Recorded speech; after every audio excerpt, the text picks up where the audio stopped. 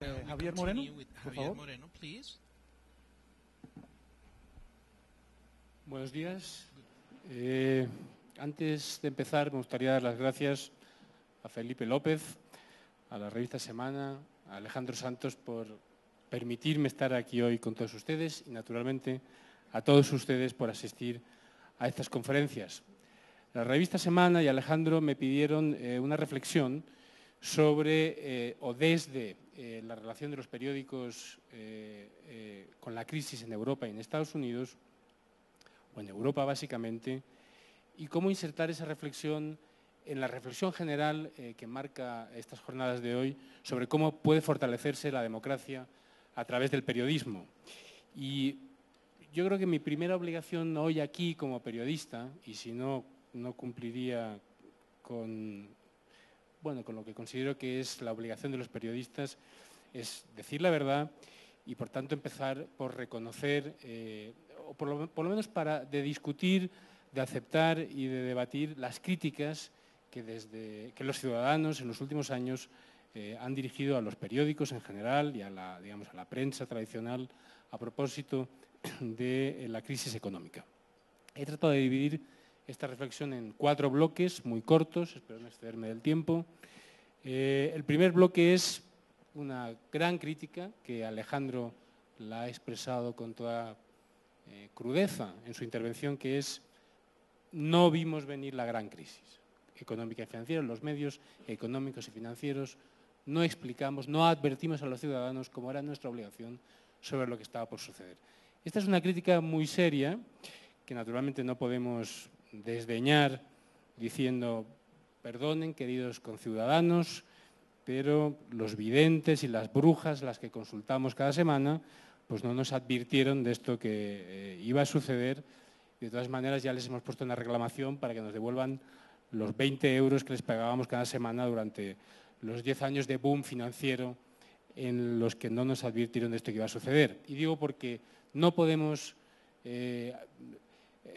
desdeñar esa crítica, porque en el fondo la crítica, la idea que subyace es de complicidad con el poder.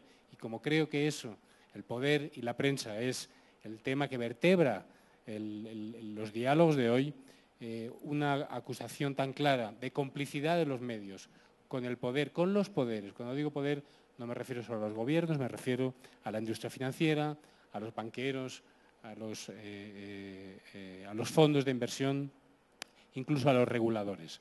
Por tanto, ese es el primer bloque que quiero explicar. La segunda crítica es que, una vez estallada la crisis, durante un cierto tiempo, los periódicos, los medios en general, exageramos los efectos, exageramos las consecuencias de esa crisis y, por tanto, hay una acusación subyacente de irresponsabilidad. La tercera es cómo, con los relatos que hacemos de la crisis, especialmente en Europa, y aquí voy a hablar del relato de la crisis que estamos haciendo en los periódicos españoles y los periódicos alemanes, y cómo, mediante ese relato, ayudamos, o más bien no ayudamos, a encontrar soluciones al gran atolladero en el que estamos metidos, y, por tanto, aquí subyace una crítica de irresponsabilidad o de populismo. Y, finalmente, me permitirán ustedes 3 o 4 minutos para que trate de arreglar todos los destrozos que haya causado en la intervención anterior y exprese, pese a todo, mi fe en el periodismo y mi convencimiento en que sin el periodismo, sin el buen periodismo, es imposible sostener una democracia sana y funcional. La primera crítica es obvia. La crisis ha sido gigantesca en los últimos años, ha creado millones de parados, millones de desempleados en Estados Unidos y en Europa occidental, con una pérdida de riqueza seguramente sin precedente desde el gran descalabro de los años del 29. Millones de personas no solo han perdido sus empleos, han perdido su patrimonio, sus casas, su futuro. Y, naturalmente, de toda esa gran tragedia y de todo ese gran dolor surge de forma natural la necesidad de buscar culpables. Hay víctimas, por lo tanto, debe haber culpables. Y hay culpables. Y en la lista es clara, no es ningún secreto para nadie. Yo creo que en el bloque principal o arriba en la lista están los políticos que han visto, por lo menos en Estados Unidos y en Europa occidental, han visto cómo su credibilidad y la confianza que los ciudadanos les depositaban les han sido retiradas a toda velocidad. Los banqueros, durante unos meses en Europa, hace años, al empezar la crisis, parecía que no había otra política más adecuada respecto a los banqueros que proceder a fusilarlos uno detrás de otro al amanecer. Han sufrido las instituciones políticas. En España, desde luego, desde el Tribunal Constitucional a cualquier otra institución, la Comisión Europea, el Banco Central Europeo. Y yo quiero ser honesto, y creo que no sería honesto con ustedes si no dijera que también los periódicos, también la prensa ha sufrido parte de ese descrédito generalizado que se ha visto en Occidente en los últimos años. ¿Cuáles son los fallos generales? Voy a hacer una pequeña reflexión y luego, naturalmente, me voy a referir al caso español, que es el que más conozco.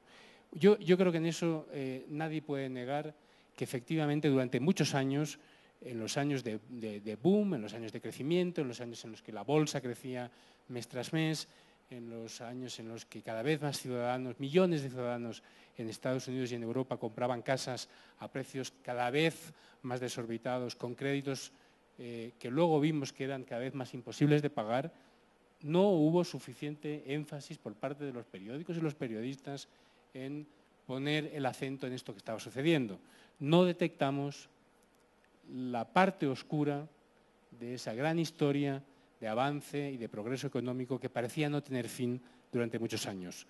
Yo creo que muchos periodistas, muchos medios vivimos quizá demasiado cegados por el brillo del dinero, por el brillo de los mercados financieros, por el brillo de los índices bursátiles siempre crecientes y que no fuimos capaces de ver las partes oscuras de esa historia. Naturalmente, si todavía los economistas están discutiendo cuáles son las causas de la Gran Depresión de que empezó en el año 29, es igualmente difícil determinar por qué sucedió esto. Yo creo que hay dos razones. La primera es que demasiados periodistas se vieron secuestrados por sus fuentes. Y aquí es lo que siempre hablamos de que la prensa necesita mantener una distancia con el poder. Bueno, no mantuvimos seguramente la distancia con las fuentes.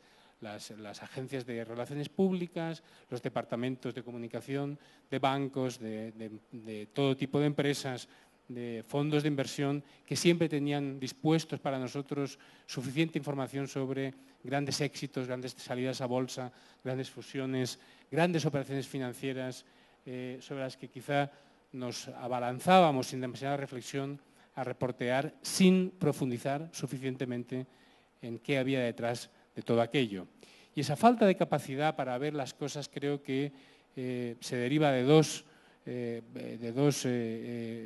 vectores fundamentales. Hay dos razones que explican esto. La primera, naturalmente, es la gigantesca propaganda organizada por el poder, y entendiendo el poder de forma amplia, que pretendía que transmitiésemos a los ciudadanos, y en demasiadas ocasiones así lo hicimos, que habíamos entrado en una nueva era de prosperidad ilimitada en la que no se aplicaban los criterios que tradicionalmente habían determinado los ascensos y caídas de la economía en los 300 años anteriores. Y he de recordar que al frente de esta propaganda había personas y instituciones tan poderosas como Alan Greenspan. Yo hice el ejercicio curioso. Alan Greenspan tuvo la mala suerte de publicar sus memorias justo o pocos meses antes de que viniera el gran descalabro y, por tanto, todavía no había matizado ninguna de sus posiciones anteriores, y ahí explicaba muy claramente cómo él estaba convencido de que se podían mantener los tipos de interés muy bajos durante muchísimo tiempo, sin ningún problema para la economía, porque habían cambiado los fundamentos de la sociedad. La nueva tecnología permitía que el dinero fluyese de forma barata sin producir ningún tipo de problemas, o de los problemas que se habían producido con anterioridad, inflación, burbujas, y que para ello, lo contaba el propio Greenspan en su libro, se empleó a fondo en los consejos de la Reserva Federal para convencer a sus colegas a los colegas que le recordaban que había cierto peligro y que pretendían subir los tipos de interés, y cómo él hacía esfuerzos, reunión tras reunión, para convencer a sus colegas de que siguieran manteniendo bajos los tipos de interés. Bueno, este coro era muy ruidoso. Yo recuerdo que en su día no leí el libro de Greenspan, pero una vez estallada la crisis, apenas unos meses después, el verano siguiente lo leí. Lo leí ya con el conocimiento de lo que estaba sucediendo y, por tanto, con la capacidad de detectar una por una todas las mentiras que contenía el libro. Pongo a Greenspan solo seguramente porque era el ejemplo más poderoso o el altavoz más poderoso de toda esa propaganda que se repetía incesantemente hasta en el último rincón de la última pequeña ciudad, del último pequeño país de Europa. Ese fue uno de los grandes problemas. La otra razón, y lo ha recordado Paul perfectamente en su intervención, es que los periódicos empezábamos ya, primero en Estados Unidos y luego a seguir de Europa, a recortar de forma masiva en recursos, a reducir las plantillas de la redacción, a reducir los presupuestos dedicados a la investigación. Todos sabemos que el periodismo de investigación es caro porque es intensivo en mano de obra, lo ha recordado también Alejandro, y por tanto, en el momento más crítico seguramente de la relación entre prensa y poder de los últimos 70 años, en el momento más difícil fue el momento en el que las redacciones estaban sufriendo los mayores recortes de presupuestos que hacían más difícil que pudiésemos enfocar correctamente las historias. Y luego seguramente porque la historia que había que haber contado tenía difícil acceso a las fuentes que podían contar eso, porque las fuentes no eran los portavoces oficiales, las fuentes no eran los responsables de poder, el presidente de la Reserva Federal, el presidente del Banco Central Europeo, los jefes de Estado, sino seguramente los ejecutivos de nivel medio en los bancos, los gestores y los brokers especializados en comercios, en el comercio de productos altamente radioactivos que sí sabían lo que estaban haciendo, pero a los que naturalmente los reporteros de nuestros periódicos no tenían acceso. Y eso creo que nos llevó, además, a un desenfoque de tal calibre que seguramente no fuimos capaces de explicar lo que estaba sucediendo en Estados Unidos y luego también en Europa, que es la verdadera historia no era solo esa acumulación de productos tóxicos que luego iba a estallar con las consecuencias devastadoras que hemos visto, sino cómo millones de americanos cada vez necesitaban usar sus casas rehipotecándolas, consiguiendo más dinero, utilizándolos como fuente de dinero en efectivo de cash, porque en realidad sus salarios no les permitían llegar a final de mes, no les permitían pagar sus aspiraciones de clase media, de un seguro médico que les cubra frente a las enfermedades, dinero suficiente para pagar la universidad y la educación de sus hijos o para tener coches que funcionasen y que les llevasen a sus trabajos. En España, yo podría, y voy a hacer una pequeña defensa, aunque luego también admitiré mi culpa. 5 minutos ya para el final, llevo ya 15 minutos. Bueno, voy a alargar un poquitín más. Bueno, en España realmente la sensación de los lectores es la misma, que no les hemos contado la verdad. Pero la verdad es que todo el mundo sabía en España, porque todo el mundo participaba de la burbuja inmobiliaria. Todo el mundo estaba comprando y vendiendo pisos y propiedades al doble de precio de lo que lo había adquirido meses anteriores. Y dijimos en reiteradas ocasiones en los periódicos que los precios estaban disparados. Hubo un año justo antes de la crisis que España construyó más edificios juntos, más pisos que Francia, Alemania, Italia y el Reino Unido juntos. Era advertencia suficiente de lo que iba a suceder, pero visto lo visto no fue suficiente. Teníamos que haber puesto grandes aperturas de periódicos. Atención, ciudadanos, dejen ustedes de especular con la vivienda porque va a explotar. Muy brevemente ya, la idea de que exageramos. Es verdad que había una acusación de que una vez estallada la crisis, los periódicos exageramos la crisis en exceso, explicamos que se acercaba al fin del mundo, y ahí también subyace una acusación terrible que es de complicidad con el poder, porque ahí reflejamos muy bien también, y esta es una acusación dirigida sobre todo a los medios financieros en España, internacionales, sobre todo también a los anglosajones, de que reflejaban con demasiada alegría los puntos de vista de los fondos de inversión interesados en crear la suficiente, el suficiente desastre como para sacar provecho de esos fondos de inversión agresivos.